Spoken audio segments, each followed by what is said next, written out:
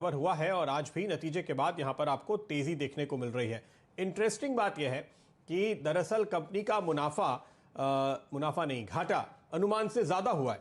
हमारा जो एनालिस्ट पोल था उसके मुताबिक 150 करोड़ के घाटे का अनुमान था, लेकिन घाटा आया 289 करोड़।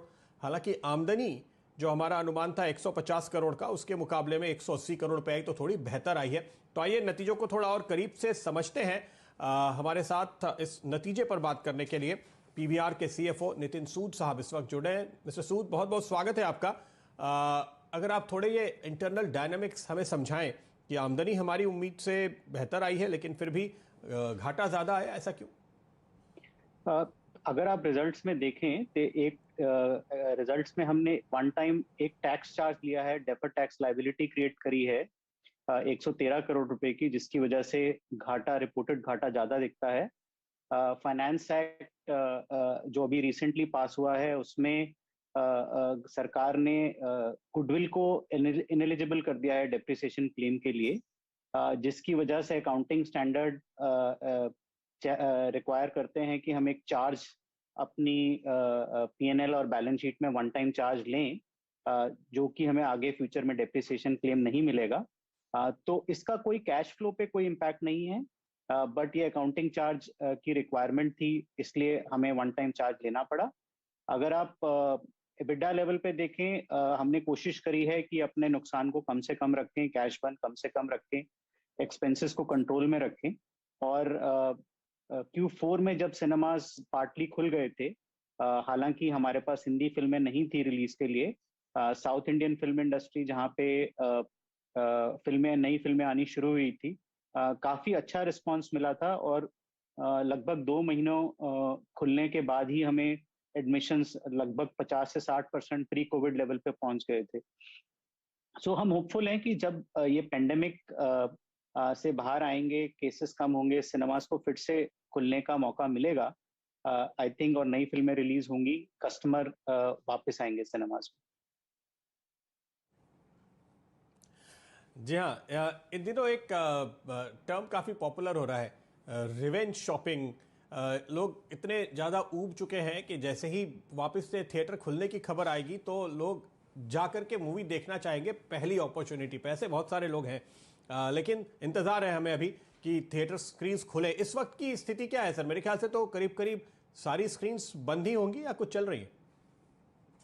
हाँ, लगभग जैसे ही सेकेंड वेव पेंडेमिक की आई, कुछ स्क्रीन्स हमारी ऑपरेशनल थी अप्रैल में, पार्ट ऑफ अप्रैल में, बट लगभग तीसरे हफ्ते ऑफ अप्रैल में लगभग पूरा सर्किट बंद है। इस समय कोई भी स्क्रीन खुली हुई नहीं है। जब स्लोली अनलॉकिंग स्टार्ट होगी, हमें उम्मीद है कि कुछ हफ्तों में सिनेमास का भी नंबर आएगा और हम फिर से खुल पाएंगे।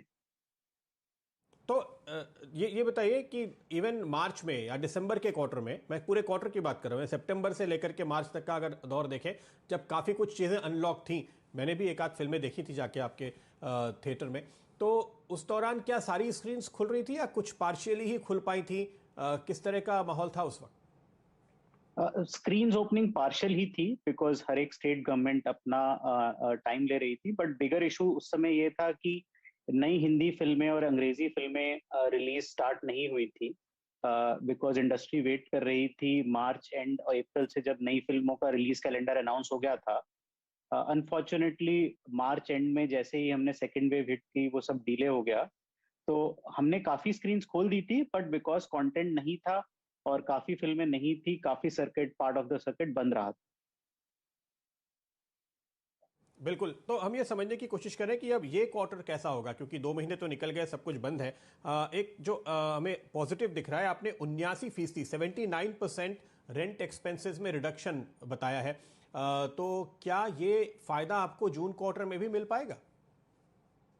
तो लास्ट ईयर हमारा पूरा फोकस था कि हम अपनी सारी कॉस्ट लाइंस को कंट्रोल में रखें, और रेंट हमारी सबसे बड़ी कॉस्ट है, बिकॉज हम सारी किराए की प्रॉपर्टीज में ऑपरेट करते हैं। हमने अपनी लैंडलॉर्ड पार्टनर से बात करी और हमें काफी बड़ा रिलीफ मिला लास्ट ईयर। रेंट और कैम मिला के रफली रफली 70% कम था हमारा पूरे साल में, अगर आप 19-20 से कंपेयर करें। ये सारी कंसेशंस हमने 31 मार्च 2021 तक ही नेगोशिएट करी थी, क्योंकि उम्मीद थी कि सब कुछ खुल जाएगा मार्च एंड में और सिनेमास नई फिल्मों के साथ अप्रैल में फिर से बाउंस बैक करेंगे। अनफॉर्चुनेटली जैसे सिनेमा सर्किट बंद हुआ है अप्रैल में, हमने ये डिस्कशंस फिर से शुरू कर दी हैं अपने लैंडलॉर्ड पार्टनर्स से।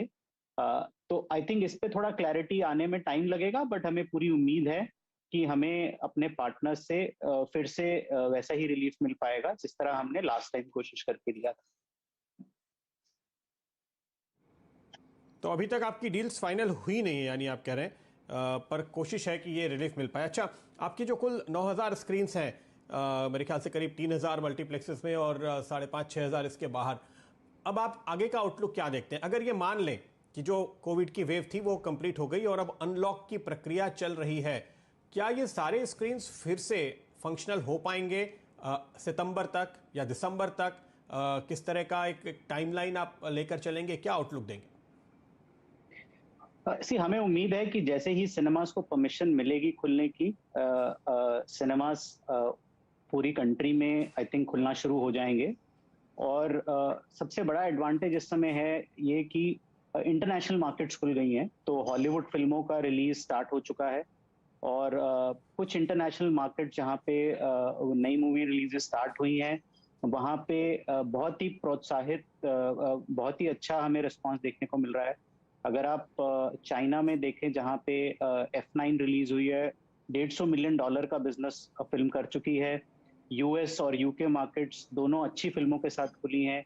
एक हॉलीवुड फिल्म क्वाइट प्लेस 2 जो इस वीकेंड पे रिलीज हुई, उसने $58 मिलियन का बिजनेस किया है। तो जब भी सिनेमा खुलेंगे हमारे पास काफी इंटरनेशनल मार्केट्स का रिस्पांस देखने के लिए होगा। काफी हॉलीवुड फिल्में ऑलरेडी रेडी होंगी और बॉलीवुड फिल्मों का काफी कंटेंट पाइलअप है जो मिलेगा। और नई फिल्मों के साथ जब सिनेमास खुलेंगे, मुझे लगता है कि लोग वापस आएंगे सिनेमास में और काफी हद तक सारा सिनेमा सर्किट खुलना चाहिए कंट्री में। सिंगल स्क्रीन्स रफली, जैसे आपने सही कहा कि हमारी कंट्री में 6,000 सिंगल स्क्रीन्स हैं। पॉसिबल है कि इसमें से कुछ सिंगल स्क्रीन शायद ना खुल पाए, जो इस पेंडेमिक को नहीं सह पाए और जो आर्थिक डिफिकल्टी हुई है।